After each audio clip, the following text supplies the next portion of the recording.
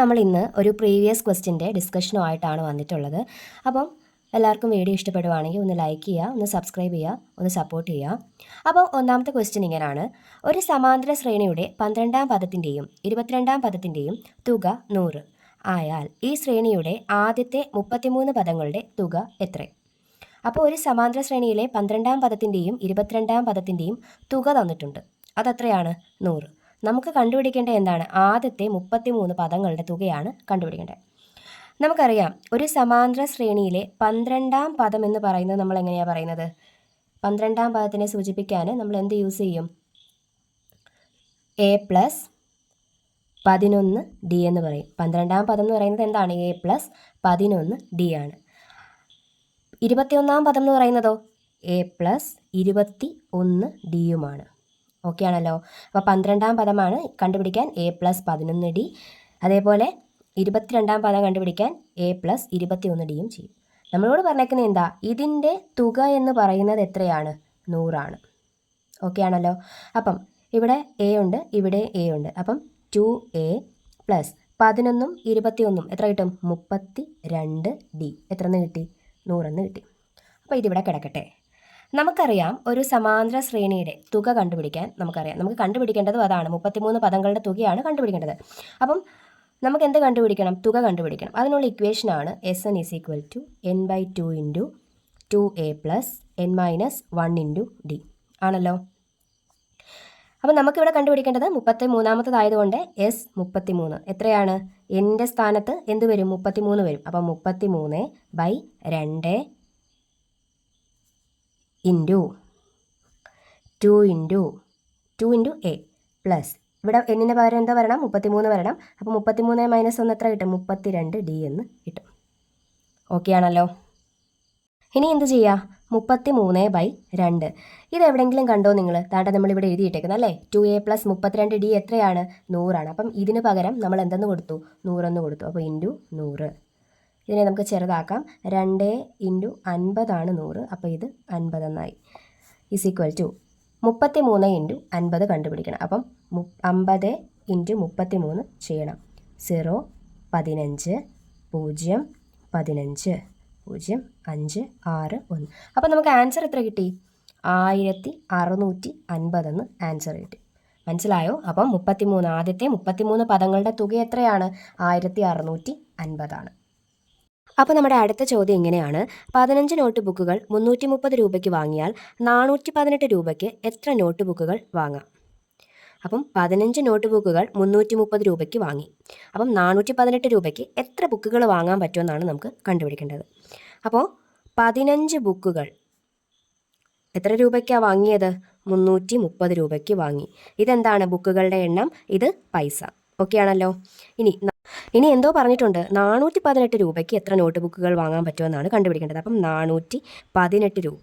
നമുക്ക് കണ്ടുപിടിക്കേണ്ടത് എന്താ? എത്ര എണ്ണമെന്നല്ലേ കണ്ടുപിടിക്കേണ്ടത്. ഇനി എന്ത് ചെയ്താൽ മതി? ഇത് ക്രോസ് ചെയ്താൽ മതി. 2 സംഖ്യകൾ ഉള്ളത് മുകളിൽ നമ്മൾ ഗുണിച്ചെഴുതും. അപ്പോൾ 418 × 15/330. ഓക്കെ ആണല്ലോ. ഇനി നമുക്ക് ഇതിനെ ചെറുതാക്കാം, നോക്കാം. അപ്പം 3 വെച്ച് നമുക്ക് ചെറുതാക്കാം. 3 × 5 ആണ് 15. അപ്പോൾ 5. ഇതാവുമ്പം 110 കിട്ടും. ഓക്കെ ആണല്ലോ. ഇനി 110നെ ഒന്നും കൂടി നമുക്ക് ചെറുതാക്കാൻ പറ്റുമോ നോക്കാം.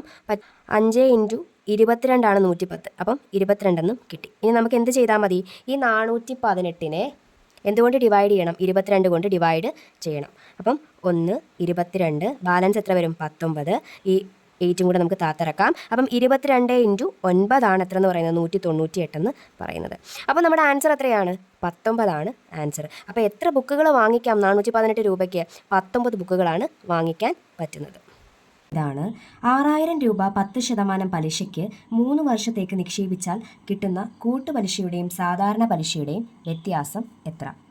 അപ്പോൾ നമുക്ക് കണ്ടുപിടിക്കേണ്ടത് എന്താണ്? കൂട്ടുപലിശയുടെയും സാധാരണ പലിശയുടെയും വ്യത്യാസമാണ്.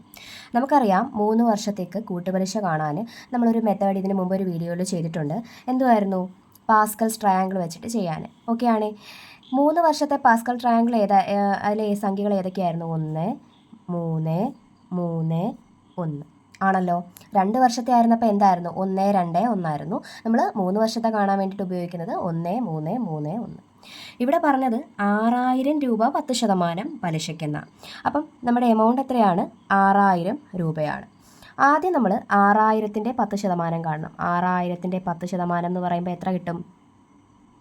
600 എന്ന് കിട്ടി. ഓക്കെ ആണല്ലോ. ഇനി ഈ 600ൻ്റെ 10% കാണണം. 600ൻ്റെ 10% എന്ന് പറയുമ്പോൾ എത്ര കിട്ടും? 60 എന്ന് കിട്ടി. ഓക്കെ ആണേ. ഇനി ഈ 60ൻ്റെ 10% കാണണം. 60ൻ്റെ 10% എന്ന് പറയുന്നത് എത്ര കിട്ടും? 6 എന്ന് കിട്ടി. ഓക്കെ ആണല്ലോ. ഇനി എന്ത് ചെയ്യണം? ഈ പറയുന്ന 6000 അതേപോലെ താഴേക്ക് എഴുതുക.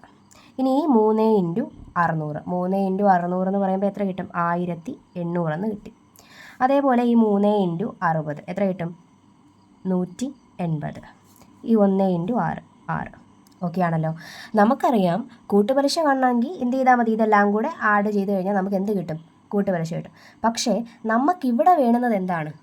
ഇവിടെ വേണ്ടുന്നത് കൂട്ടുപലിശയുടെയും സാധാരണ പലിശയുടെയും എന്താണ്? വ്യത്യാസമാണ് വേണ്ടത്.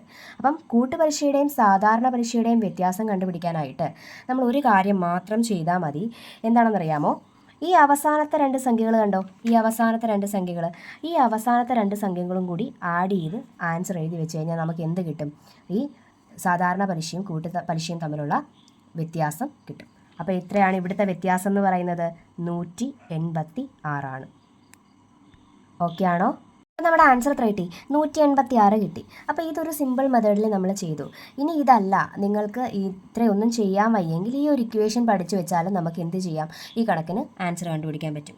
എന്താണെന്ന് ചോദിച്ചു കഴിഞ്ഞാൽ ഡിഫറൻസ് കണ്ടുപിടിക്കാൻ വേണ്ടിയിട്ട് എന്ത് ചെയ്താൽ മതി? പി എന്ന് പറഞ്ഞു കഴിഞ്ഞാൽ ഇവിടുത്തെ എമൗണ്ട് എത്രയാണ്? 6000 രൂപയാണ്. അപ്പം 6.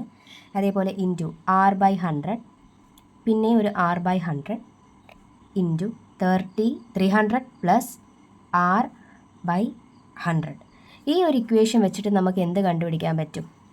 ഈ പറയുന്ന കൂട്ടുപലിശയുടെയും സാധാരണ പലിശയുടെയും വ്യത്യാസം കണ്ടുപിടിക്കാൻ പറ്റും.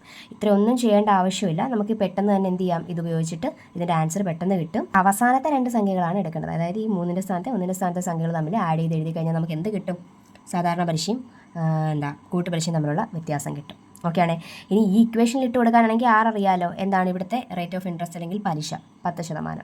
പി അറിയാം, ഇവിടുത്തെ എമൗണ്ട് 6000. ഈ ഇക്വേഷനകത്ത് ഇട്ട് കൊടുത്ത് വേണമെങ്കിലും ചെയ്യാം. അപ്പോൾ നിങ്ങളുടെ ഇഷ്ടം പോലെ എന്ത് ചെയ്യാനായിട്ട് പറ്റും. അപ്പോൾ നമ്മുടെ ഇവിടുത്തെ ആൻസർ 186 ആണ്.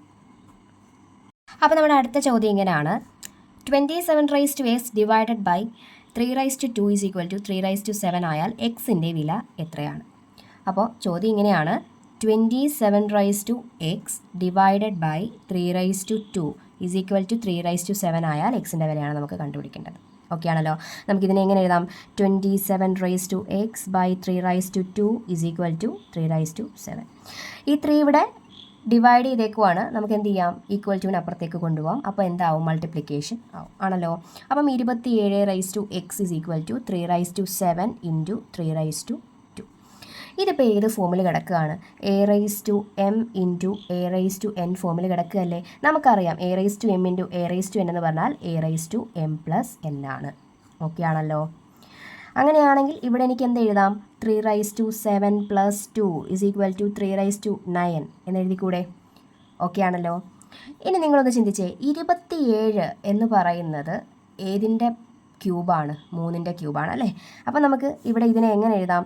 3ൻ്റെ ക്യൂബ് x = 3/9 എന്ന് എഴുതിക്കൂടെ? എഴുതാലോ. നമുക്കറിയാം a⁻m എന്ന് പറഞ്ഞു കഴിഞ്ഞാൽ എന്താണ്? a⁻m × n ആണ്. ഓക്കെ ആണേ. അപ്പോൾ ഇവിടെ എങ്ങനെ എഴുതാം? ഇവിടുത്തെ a എന്ന് പറയുന്നത് 3 ആണ്. അപ്പം 3/3x = 3/9 എന്ന് കിട്ടി. അപ്പോൾ ഇവിടെ നോക്കിക്കേ, ഇവിടെയും 3, ഇവിടെയും 3. അപ്പം നമുക്ക് എന്ത് ചെയ്യാം? ഈ പവറുകളെ ഇക്വേറ്റ് ചെയ്യാം. ഓക്കെ ആണല്ലോ. അപ്പം 3x = 9 എന്ന് പറയും. അവിടുന്ന് x = 9/3 = 3 എന്ന് ആൻസർ കിട്ടും. അപ്പോൾ നമ്മുടെ ഇവിടുത്തെ ആൻസർ എത്രയാണ്? 3 ആണ് ഇവിടുത്തെ ആൻസർ. അതായത് എക്സിൻ്റെ വില എന്ന് പറയുന്നത് എത്രയാണ്? 3 ആണ് കിട്ടുന്നത്. ഓക്കെ ആണല്ലോ. അപ്പോൾ നമ്മുടെ അടുത്ത ചോദ്യം ഇതാണ്: 2007 ജനുവരി 1 തിങ്കൾ ആയാൽ 2011 ജനുവരി 1 ഏത് ദിവസം ആയിരിക്കും? അപ്പോൾ നമുക്ക് ക്വസ്റ്റ്യനിൽ തന്നിട്ടുണ്ട്. എന്താ തന്നിട്ടുള്ളത്? 2007 ജനുവരി 1 എന്ന് പറയുന്നത് എന്താണ്? തിങ്കളാഴ്ചയാണ്, തിങ്കൾ ആണ്. ഓക്കെ ആണേ. നമുക്ക് കണ്ടുപിടിക്കേണ്ടത് 2011 ജനുവരി 1 ഏത് ദിവസമാണെന്നാണ് കണ്ടുപിടിക്കേണ്ടത്. ഓക്കെ ആണല്ലോ. അപ്പോൾ ഇത് കണ്ടുപിടിക്കാനായിട്ട് ഇവിടെ നോക്കിക്കേ, ഡേറ്റ് 2/1 ഇങ്ങനെ വരുന്ന സന്ദർഭങ്ങളിൽ നമ്മൾ എന്ത് ചെയ്യണം എന്നറിയാമോ? ആദ്യം ഇവ തമ്മിലുള്ള ഡിഫറൻസ് കാണുക. അപ്പം 2011 നിന്ന് 2007 പോയി കഴിഞ്ഞാൽ എത്ര ഡിഫറൻസ് കിട്ടും? നമുക്ക് 4 കിട്ടും. ശരിയാണോ നോക്കാം. 2008, 2009, 2010, 2011. അപ്പോൾ എത്ര എണ്ണമായി? 4. ഡിഫറൻസ് 4 കിട്ടി. ഇനി ഇതിനിടയിൽ അതിവർഷം വല്ലതും ഉണ്ടോ എന്ന് നോക്കുക. അതിവർഷം വല്ലതും ഉണ്ടോ? 2007 എന്തല്ല, അതിവർഷമല്ല. പക്ഷേ 2008 എന്ന് പറയുന്നത് എന്താണ്? ആദിവർഷമാണ് അല്ലേ? 2008 എന്താണ്? ആദിവർഷമാണ്.